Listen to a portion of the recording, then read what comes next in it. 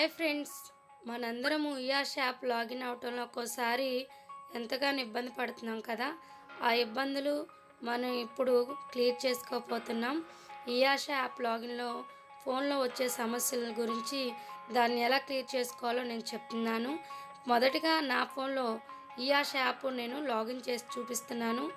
దాన్ని ఎలాగ లాగిన్ చేసుకోవాలి అనేది కూడా మీకు చూపిస్తున్నాను. మొదటగా నా ఫోన్లో నా యూజర్ నేము అలాగే పాస్వర్డ్ నేను ఇక్కడ టైప్ చేస్తున్నాను.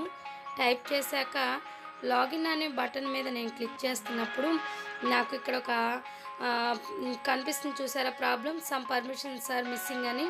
అది మీ ఫోన్లో కూడా సేమ్ అలాగే కనిపిస్తే కనుక నేను చెప్పే ఈ ట్రిక్ మీరు ఫాలో అవ్వండి, ఖచ్చితంగా ఇయాష్ యాప్ లాగిన్ అవుతారు. మొదటగా మన ఫోన్లో మనం బ్యాక్కి వెళ్ళిపోదాము. ఇయాష్ యాప్ నుండి బ్యాక్కి వెళ్ళినప్పుడు ఫోన్లో సెట్టింగ్ అనే ఆప్షన్ ఒకటి ఉంటుంది కదా, ఆ సెట్టింగ్స్ని మనం క్లిక్ చేద్దాం.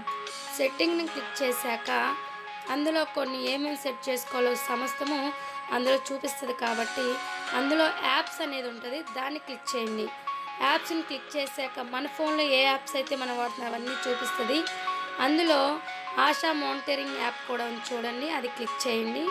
అది క్లిక్ చేశాక మీకు అందులో ఏం మార్చుకోవాలంటే ఇక్కడ పర్మిషన్స్ అని ఉంది చూడండి, ఇక్కడ నో పర్మిషన్స్ అలౌడ్ అని ఉంది కదా, దాన్ని పర్మిషన్ దగ్గర క్లిక్ చేస్తే నాకు కెమెరా లొకేషన్ ఆన్లో లేవు, వాటన్నిటిని నేను ఇప్పుడు ఆన్ చేస్తున్నాను.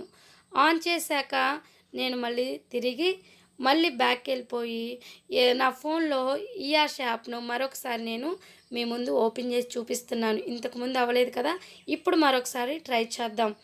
మొదటగా మళ్ళీ నా యూజర్ నేమ్ నేను ఎంటర్ చేస్తున్నాను,